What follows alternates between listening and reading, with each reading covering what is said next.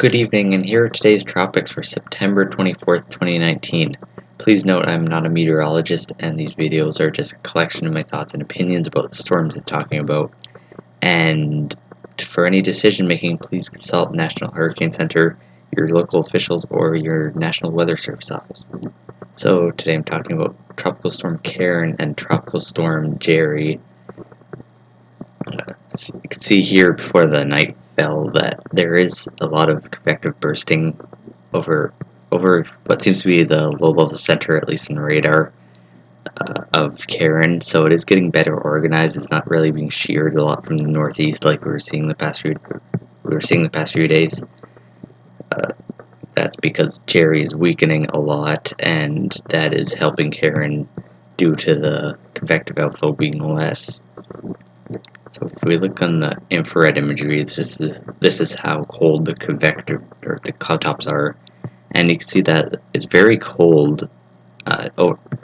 This is 80 degrees below zero in Celsius. So this is very cold convection. It looks like the low center was drawn in here after being further southwest. So it does seem that it's trying to organize now and kind of couple of the mid-level low, which it struggled to do before. If we look at the water vapor, this is you can see a lot of features like this is the upper trough that's really shredding Jerry right now. It right here is, or we could call it an upper level low even too. Jerry's just out of frame here. It's got very dry air overhead. It's really not doing well, and because of this, there's less of a downstream upper ridge here.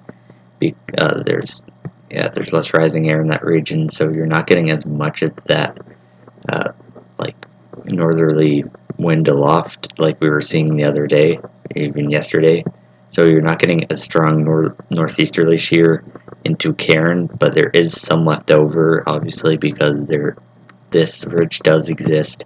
You are getting that northerly shear that's relatively obvious in this region. There is a lot of outflow to the southwest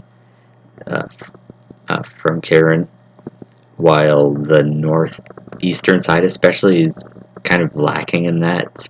It's almost been arrested in this region, so there is some northeasterly shear, but it's a lot less than there was, obviously, because it's been able to stack a lot better. You can see there's a bit of outflow trying to get going in this region here. This is partly due to the upper trough allowing for a bit more southwesterly flow in this region, and also because of this lower amount of northeasterly shear. If we look at the radar here, it looks like there might have actually been landfall around a VA case. I apologize if I mispronounced that, but it does look like the center is generally heading about north, maybe northeast, and looks to miss the actual mainland or the actual main island of Puerto Rico.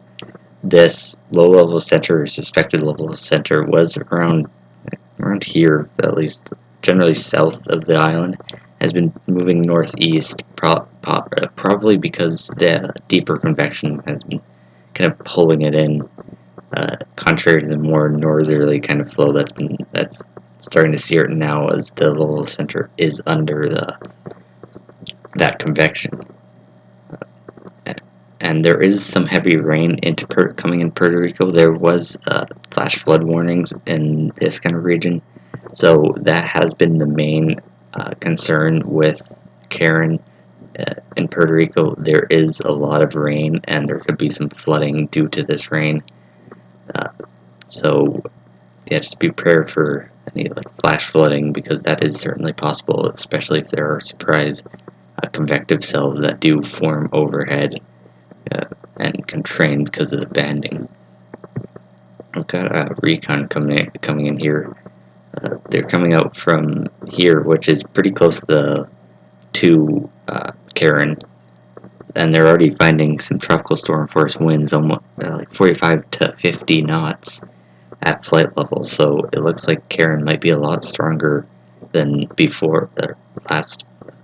During the last passes were it kind of topped out at 50 knots, so we'll have to see if it has strengthened given the convective pattern and general organization since then. It probably has intensified at least a bit. So if you look at the GFS here, the GFS hasn't done too well this year. It's kind of missed a lot of storms and hasn't had a great performance, but the data that comes out of it, at least available to the public, is pretty much unparalleled. So this from the GFS we can get probably the best picture out of all the models, unless you use actual paid sites. Right here, it has a very weak Karen around this kind of region. 42 hours from now, so this is 6Z, so about 2 a.m. EDT on Thursday. You can see that, yeah, there's strong southerly flow to the east. This is partially due to this kind of trough favoring extra southerly flow, and also just due to the flow in general, and due to this fast flow even just overhead, it's not really helping Karen to close off on the north side. You can see that there's not really any northerly winds you would see in a closed system, and there aren't any really easterly winds. This is due to that trough that at low levels, which is partially caused by Jerry right here. And you can see that the general trough region is around here. This is important, as we'll get to in just a minute. So this is where it was. This is where the GFS has it on 18Z, where that's 2 p.m. on Saturday.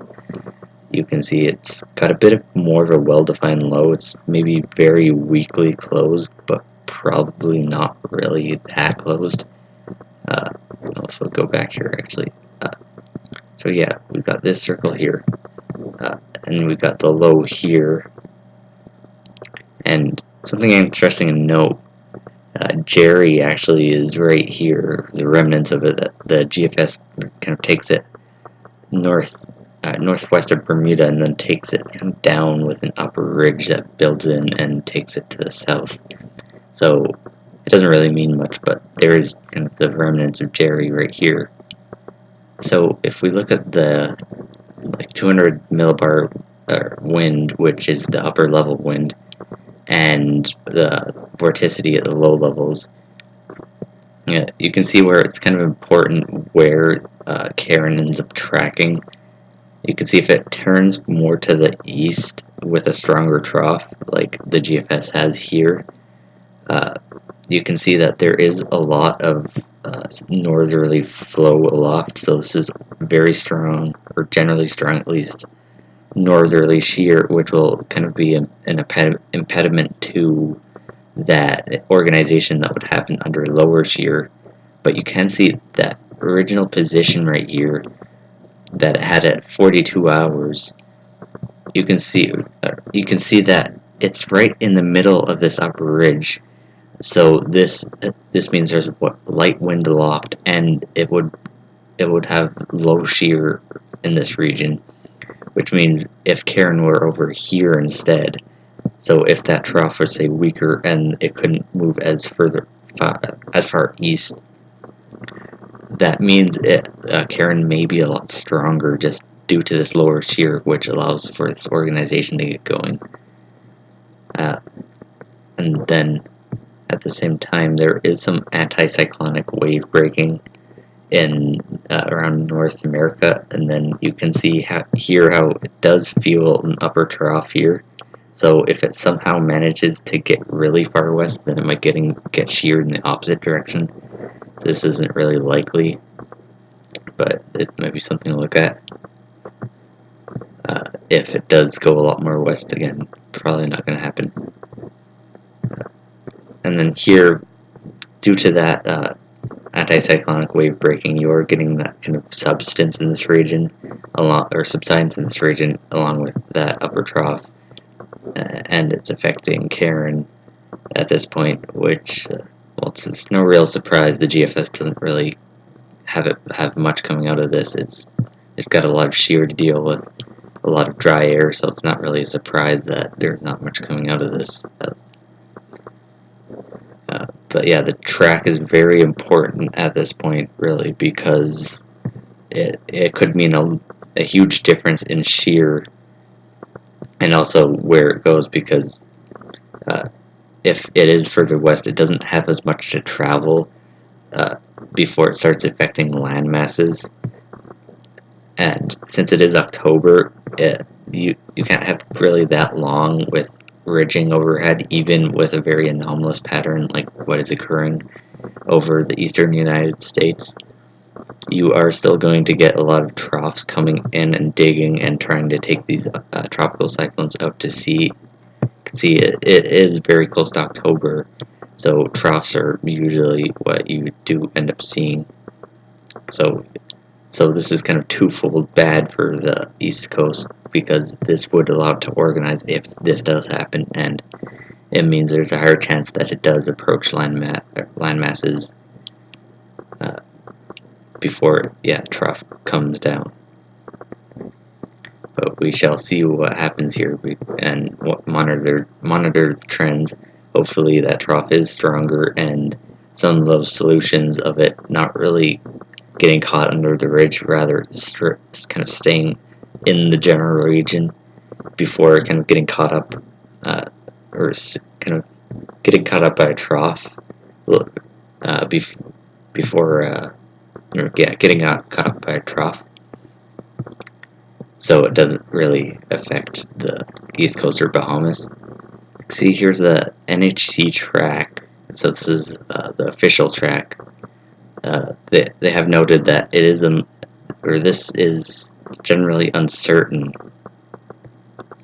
This part, just because of this very complex kind of forecast. You have Jerry over here, which may interact with Karen through that trough that is trying to take Jerry out east, and then you have this ridge overhead, which may or may not get Karen under it and then move it westward. And then it also depends on the strength of Karen and the flow that it gets affected by. So you can see there's a lot of moving parts here, and therefore it's an uncertain forecast, because it's hard to predict all these moving parts, and then so you get a less kind of certain forecast, basically.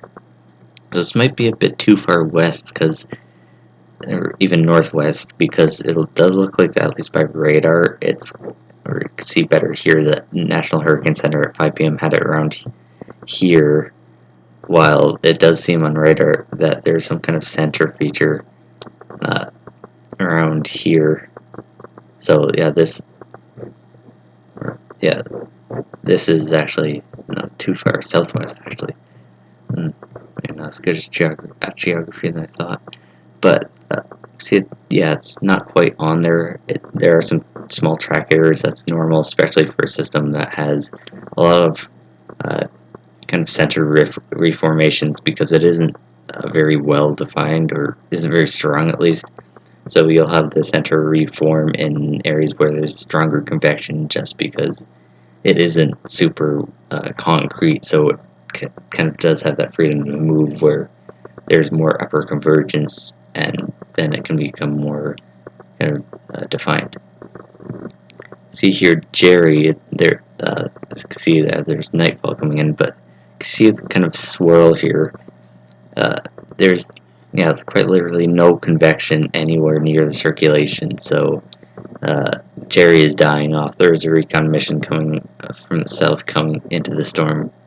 We're pretty much undoubtedly going to see a weaker storm in the 45 knots and 992 millibars, just because of this look.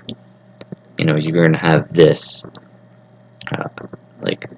this wind flow into the storm, which will allow pressures to rise and kind of allow the load to fill in, because you're not getting the air getting kind of evacuated out with outflow like you usually do in healthy tropical cyclones. And then this filling of pressure, along with friction with the surface, which is compensated for when convection brings down higher winds, or at least maintains winds in most storms.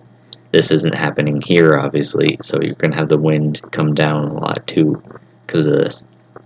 Now, in these types of systems, you can get that upper or low level convergence that does sometimes cause a random convective burst that quickly dies off due to that dry air and shear.